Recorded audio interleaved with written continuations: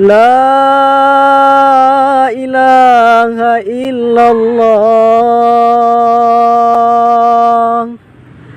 La ilaha illallah.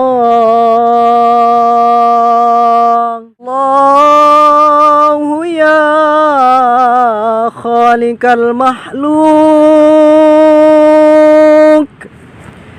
Innal karim,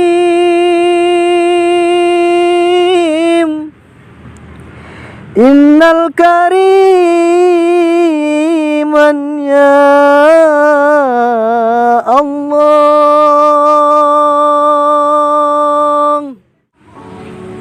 Cukuplah kematian sebagai nasihat, nasihat yang tak berbunyi dan tak bersuara, nasihat yang tak bertinta dan tak berpena, nasihat yang bukan tinta di atas kertas, nasihat yang dalam diam 1000 bahasa.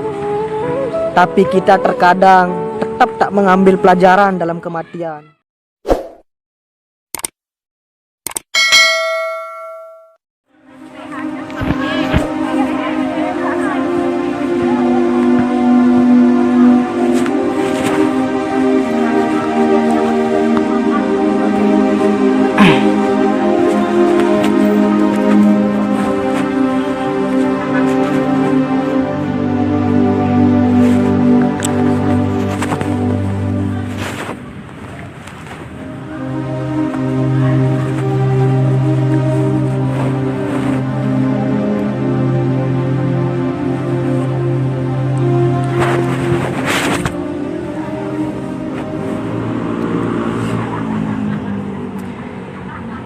La ilaha illallah. La ilaha illallah. La ilaha illallah. Al-Malikul Haqqul Mubin. La ilaha illallah. Al-Malikul Haqqul Mubin.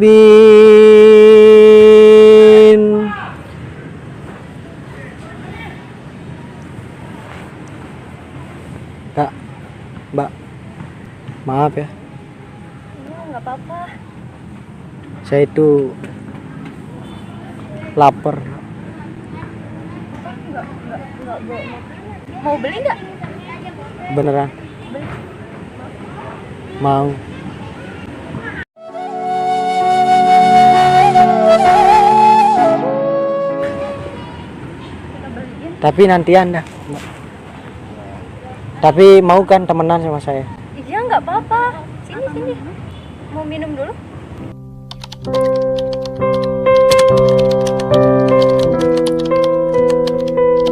Iya mau minum. Makasih Mbak. Iya. Tapi nantian saya minum.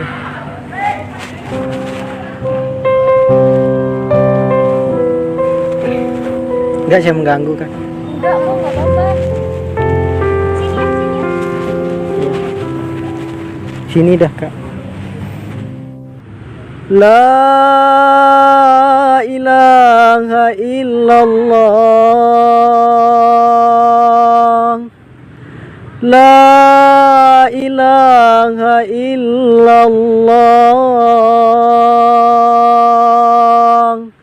La mawjuda illallah. Allahu ya khaliqal makhluk. Innal karim,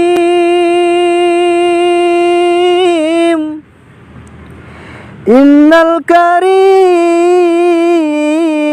ya Allah. Innal karim.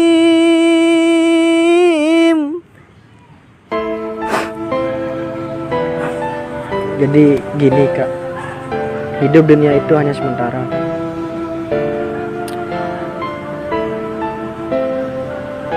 Yang paling sempit dari semua, yang paling sempit di dunia ini adalah kuburan. Dan semua hal yang memutuskan segala kenikmatan itu adalah kematian.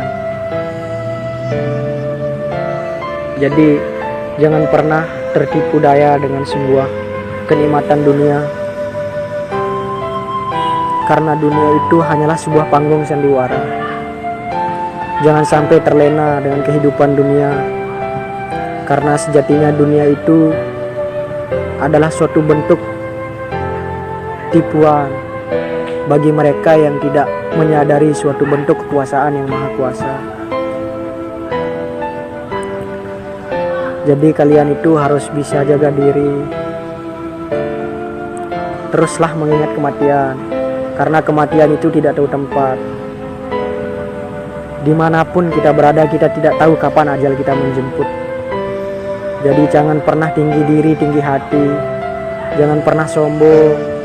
Bagaimanapun prestasi kita, sebesar apapun yang kita miliki itu, kita tidak boleh bersombong diri. Karena semua itu hanyalah sebuah titipan. Baik itu adalah harta, sekaya apapun kita, Tuhan menitipkan harta buat kita agar kita mampu memberikan sebuah manfaat buat orang lain, bukan malah tambah rakus sampai pada akhirnya menyalahgunakan ke hal yang tidak baik. Ya, boleh saya ngaji. Kayak gini saya ya kalau ngaji, soalnya suka nangis, suka sedih ya. A'udzu billahi minasy syaithanir rajim.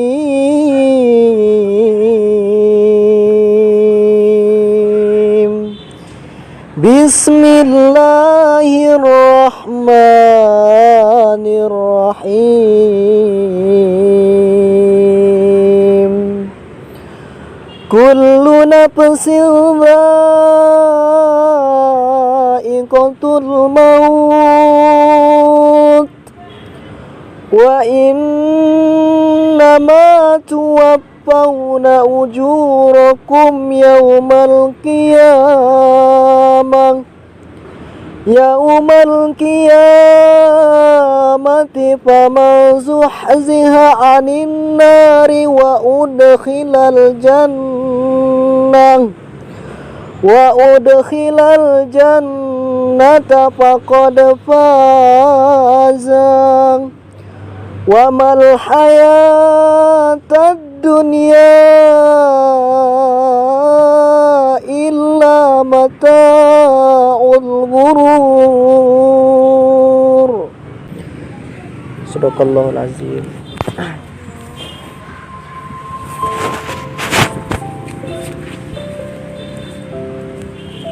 Maaf mbak ya, saya malu mbak. Malu karena saya itu kan gembel, banyak orang jijik, makanya saya kayak gini. Gak apa-apa, gak apa-apa beneran mbak. Saya punya pesan buat kalian. Gak apa-apa ya. Cukuplah kematian sebagai nasihat. Nasihat yang tak berbunyi dan tak bersuara. Nasihat yang tak bertinta dan tak berpena. Nasihat yang bukan tinta di atas kertas. Nasihat yang dalam diam 1000 bahasa.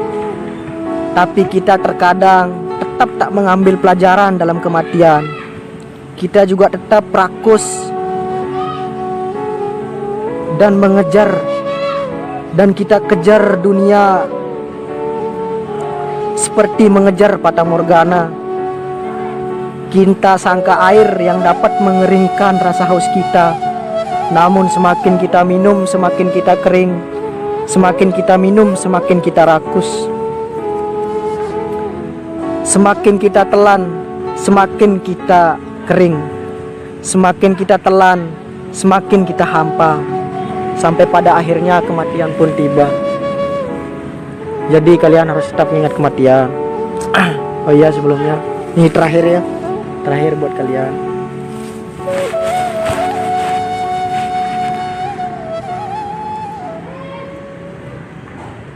Sallallahu ala Muhammad,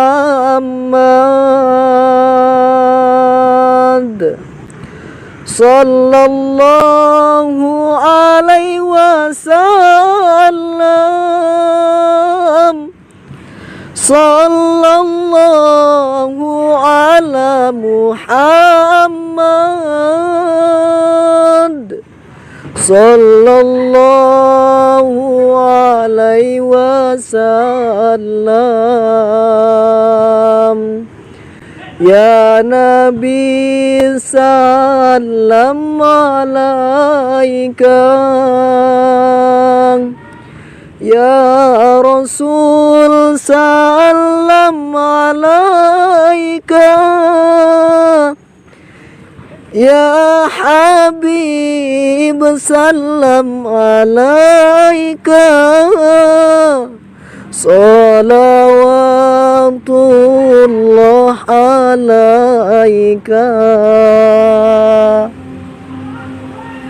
Jadi buat kalian masih muda kan, saya itu udah nggak punya orang tua, saya itu hidup di jalan, makan sesuap nasi satu hari satu malam kalau.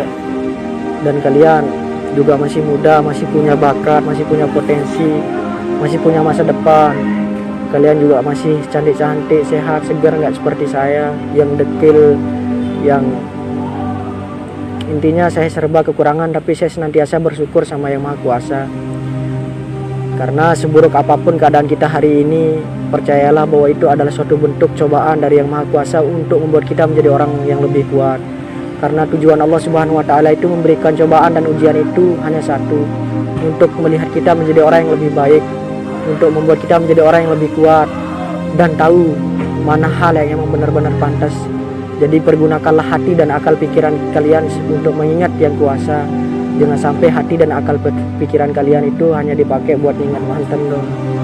Ya, kurang lebihnya saya mohon maaf, dan mohon maaf kalau saya mengganggu ya. Gak apa-apa. Itu sih. Dan kalau mau sukses surga dunia maupun surga akhirat, cuma satu kuncinya: berbakti sama kedua orang tua kalian. Karena surga tertinggi dari semua surga itu adalah berbakti sama orang tua, secara khusus sama ibu. Jadi banyak anak-anak sekarang yang sok pintar, sok sukses, dan mereka merasa lebih sukses dari orang tua mereka. Mereka merasa lebih pintar dari orang tua mereka. Mereka mengatur orang tua mereka. Dan bahkan banyak seorang suami maupun istri yang ketika mereka sukses, mereka membuat rumah, beli mobil, rumah mewah dan semuanya, tapi ibu ia telantarkan dan dia taruh di tempat yang paling sunyi dan bahkan lebih jelek dari tempat tinggal istrinya. Padahal surganya mereka adalah orang tua mereka. Dan sedikit kisah buat kalian juga, bahwa ada orang gila yang ditanya, dia adalah seorang dokter. Dia ditanya, kenapa kamu bisa lahir dari seorang ibu yang gila? Ibunya gila sampai dicakar-cakar dan lain-lain. Kemudian dokter itu dengan bijak berkata, mungkin ibu tidak tahu saya adalah anaknya, tapi Allah tahu kalau saya adalah anak dari ibu saya. Itu. Jadi jangan pernah merasa sombong, jangan pernah merasa hebat, jangan pernah merasa paling sukses. Walaupun setinggi apapun kesuksesan kita, tapi tetaplah rendah diri dan rendah hati di depan semua orang, termasuk orang tua kita. Ya, mohon maaf kalau saya mengganggu. Terima kasih. Sorry ya, saya pergi. Terima kasih buat nasihatnya gitu. Kita nggak nyangka kok bisa gitu. Tadinya mohon maaf banget nih, kita kayak mikir apa sih gitu. Tapi setelah ya emang gitu, kita emang nggak bisa menilai orang dari penampilannya. Iya gitu. Jadi kita minta maaf juga, soalnya sempat mikir negatif gitu ya. Minta maaf. Iya, nggak apa-apa. Jadi kalau kita itu harus bisa tetap berpikir positif sama semua orang. Karena banyak manusia hari ini yang mungkin pada zaman sekarang banyak yang ingin merencanakan masa depan, indahnya masa depan, tapi terkadang itu sebagai racun mereka untuk memodusi kalian. Terkadang ada juga orang-orang yang berpenampilan seperti ustaz, seperti orang baik, tapi kita tidak tahu hatinya seperti apa. Jadi jangan pernah menilai seseorang itu dari penampilan, dari omongan, tapi lihatlah bagaimana ketulusan hatinya. Karena hati itu tidak bisa diterka, tidak bisa dilihat, hanya Allah yang tahu. Jadi semoga kalian juga menjadi orang sukses dan mendapatkan orang yang lebih baik ke depannya. dan semoga berkah dan bermanfaat ya. Ya, saya pamit ya. Assalamualaikum.